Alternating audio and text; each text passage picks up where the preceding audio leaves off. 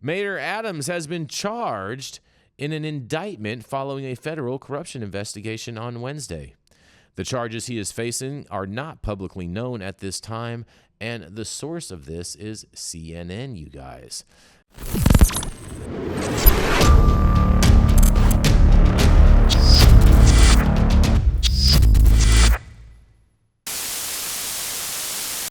Good morning and good afternoon. It is Saturday, September 28th, 2024. We hope you had a great week this week, and this is your weekly blunt wrap-up of the Blacklist XYZ. I'm your host, Jason Beck. Please remember to smash that like button as well as subscribe to the channel if you haven't already, as well as drop us a comment below of what you think about this week's blunt wrap-up of the Blacklist XYZ.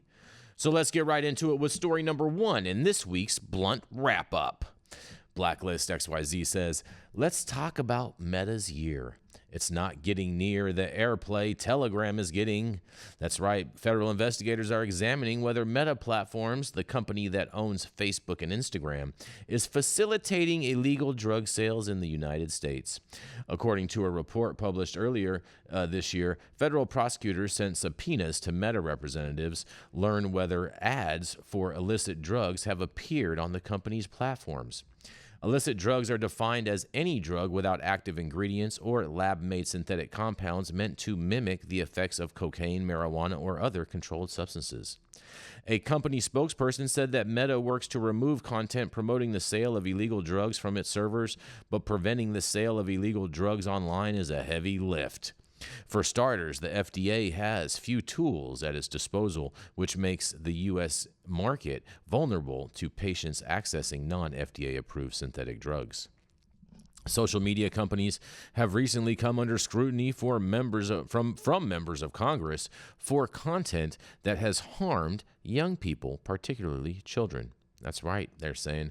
Lawmakers have been discussing the need to hold the technology companies responsible for what third parties post on their platforms. Efforts to do so have been complicated by Section 230 of the Communications Decency Act, which says that online platforms aren't liable for what third parties post. And the source of this article is QZ.com, you guys. Man, oh man, this is getting crazy. They're going to go after Meta for all of the trappers on selling drugs on Facebook and Instagram. I think there's probably way more drugs being sold on Instagram than on Facebook. I'm not, if I had to put any money on it, but I do believe that there is a ton of trappers that sell their products through Instagram. I mean, I can't tell you how many followers I get that will have like 0 posts on their profile and then just have a Telegram link in their bio, and that's pretty much it. And then we'll have maybe like a saying that says no sales, which we all know if you say no sales, that's pretty much means that you're selling stuff. But nonetheless, let's see what you guys all have to say about this. But on another note, if I do happen to murder your Instagram name, I do apologize in advance. It is not intentional. And now let's see what y'all have to say about this. Steve_Irwin says JP Morgan got caught with a plane of undocumented kids and a shipping container full of cocaine. Coca-Cola still makes cocaine legally in the U.S. Coca-Cola no longer has that ingredient, so where is it all along? You know what's funny that you mentioned that is Coca-Cola actually is the only legal importer of cocaine to the United States, and they extract the terps from cocaine and still put those terps into Coca-Cola. What you think about that? A Bisco_ says, I play meta games on my Oculus. Why did 2 guys join the game I was playing? Poker VR. Talk code, say some numbers, verbally agree on something, then they left. Interesting. Big Money Bills says, when you let trappers run ads targeting their audience under the guise of digital marketer, what do you think was going to happen? LMFAO. Heater 911 says Israel is moving big drugs and nobody is talking about that. GX Shrushkrust says trappers get a beeper. It's going back to the 80s, y'all. And Clear Nation Terp says at Salem Labs account that I've had for over 10 years disappeared last night. Canna education and equipment just gone. I mean, that's what happens, bro. You should not believe that anything that you have in this digital space is safe like that. It could all be gone in an instant. It's just how it is. Green Tea Man says, you can always post drugs on your story. Just don't post any words on the caption or they will flag you. Look at that. Look at that. Tips for the trap. Little_Hill_cultivator says, they investigate everybody except the CIA. Well, they definitely don't have the jurisdiction to investigate the CIA, but nonetheless, that's not how that game works. Rahul Ravi _NYC says, Meta can create an entire VR headset, but they can't fix my account. Actually, Meta didn't create that VR headset. That was a whole nother company that Meta ultimately bought. That's how that kind of worked, but nonetheless. Elemental_Green says, so let's be able to sue alcohol companies for all the wrong way accidents and DUIs while we're at it. It's a great, great point, Elemental Greens, which is another reason that I doubt these social media companies will ever be held responsible for any of this whatsoever. And moving right along into story number 2 in this week's blunt wrap-up of the Blacklist XYZ. Even as more states continue to legalize marijuana, new FBI data shows at least 200,000 people were arrested over cannabis in 2023, and simple possession again made up the vast majority of those cases. In a section of arrests by region, FBI said there were 746,292 total drug arrests in 2023. In a separate analysis of historical trends, meanwhile, FBI reported just 635,066 drug arrests last year. Another section on racial breakdown says there were 726,623 drug abuse violations. The agency further reported that there were 1,544,907 crimes involving a person's suspected use of drugs other than alcohol in 2023. And using the agency's estimated numbers, the 870,874 arrests for drug abuse violations account for about 12% of the approximately 7.5 million estimated arrests nationwide in 2023, according to one section of the report. Of all total drug-related arrests in the new report, FBI said 23% were for marijuana possession, more than for possession of any other listed substance, and arrests for selling or manufacturing cannabis, meanwhile, made up to 2% of total drug arrests.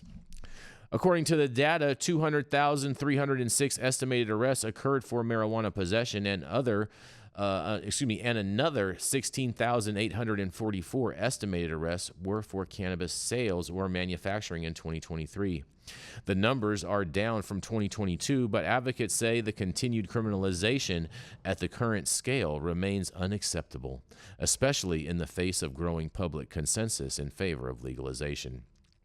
In terms of controlled substances seized in 2023, there were 417,661 marijuana seizures out of 1,058,537 total drug seizures, representing about 39% of the actions. And the source of all this is from Marijuana Moment, you guys.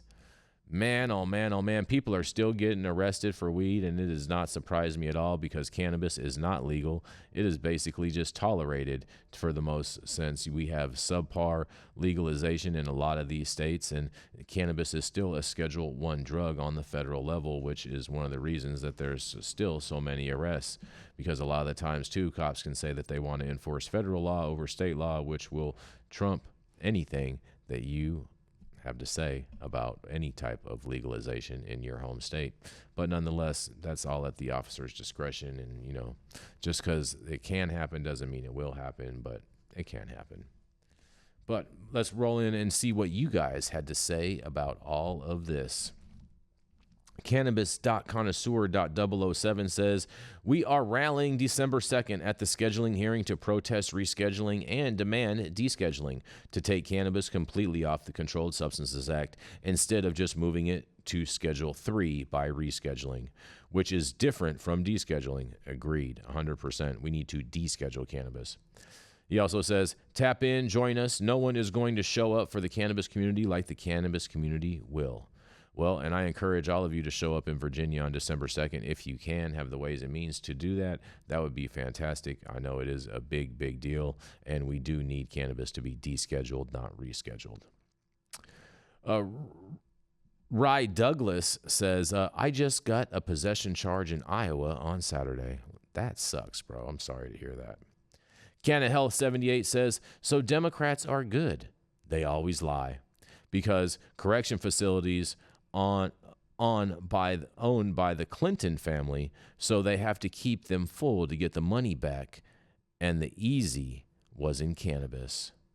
I mean, it is pretty easy to arrest people for cannabis. That part is true. Free Bird Market says it's called revenue, and that's exactly what we were referencing. Aligned_intentions_garden says, who got the Spider-Man meme? Here come the finger pointing. Do things. Beeve_McQueen says, and Kamala brags about smoking weed. And Mastermagram893 says, but Biden said on multiple occasions that nobody would ever be arrested for weed again. You're right, because they've been gaslighting you guys. And now they want to move to Schedule 3, and people are still going to get arrested under Schedule 3. _GB_farm says, weed's not legal anywhere. You are so right. It is highly regulated with more ways than ever to ruin your record. End three-letter associations and stop expecting anything the government's involved in to work or be good. That is solid advice there, GB Farms. Tanner_James Wilson says, a waste of resources if you ask me. Leave the weed alone and focus some of that money on sex trafficking and child trafficking. I couldn't agree with you more, Tanner. 100%. And Nemos530 says, I like my weed illegal. For some reason, it may just taste better and a lot more economical. But nonetheless, we're not here to endorse any of those types of things and whatnot. And rolling right on into our third story of the day in this week's blunt wrap-up of the Blacklist XYZ.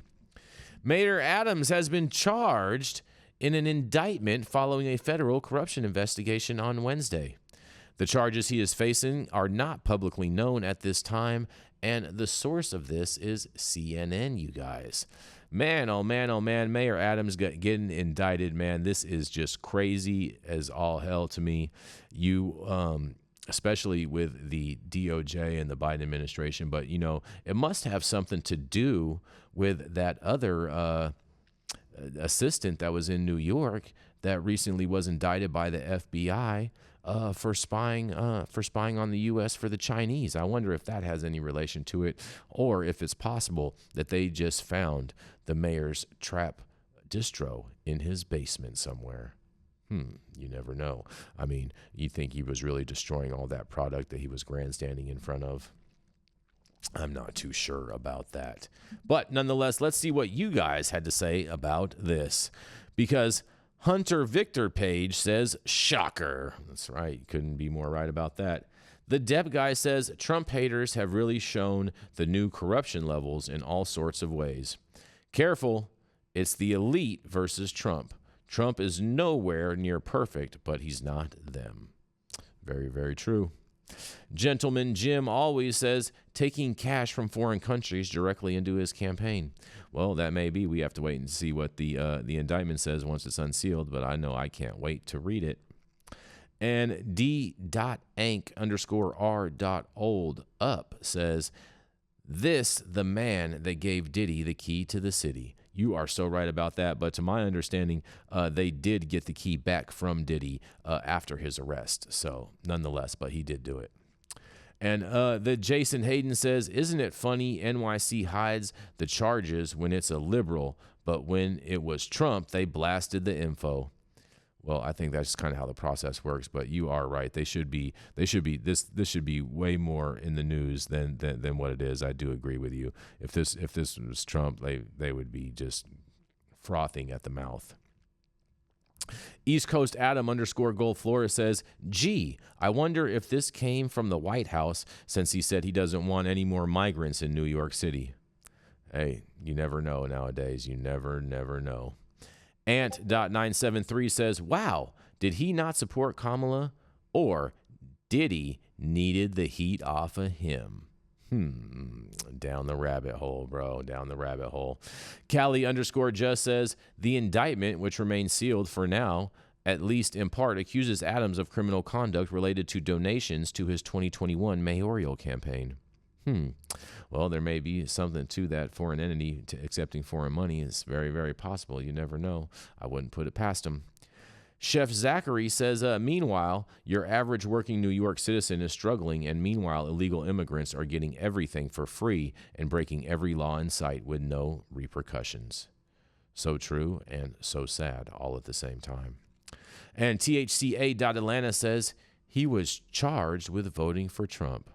Now, that is pretty funny, you guys. Pretty funny. I'm not sure how early they start voting in New York anyways, but nonetheless, you guys. Moving right along into our fourth and final story of the day in this week's blunt wrap-up of the Blacklist XYZ. That's right, a former Springfield police officer, Clayton Hadley, was indicted September 18th on drug charges after sheriff's deputies allegedly found illicit drugs and more than $5,000 in cash in his home. That's not a lot of money. Hadley's 3-year law enforcement career began to unravel July 23rd when the Springfield Police Department brass received an anonymous tip that Hadley was allegedly using marijuana. Although pot is legal in Illinois, the police department's policy prohibits officers from imbibing, they say, says Chief Ken Scarlett says. When the preliminary test came back positive, Hadley was put on paid administrative leave that same day, he said. And on that same day, police were called to Hadley's home regarding a domestic disturbance. When responding officers learned it was the residence of a fellow officer, they asked the Sangamon County Sheriff Department to handle the matter. In a quote, they say, the female resident consented to a search of the residence and allowed the deputies to remove the firearms that were inside. Intern Sangamon County Sheriff Jim Alman said, when they were collecting the firearms, they located a large quantity of suspected cannabis and U.S. currency. Deputies applied for a search warrant after finding illegal narcotics during the search of the residence and numerous vials of suspected testosterone, approximately $5,000 in cash, and approximately 51 ounces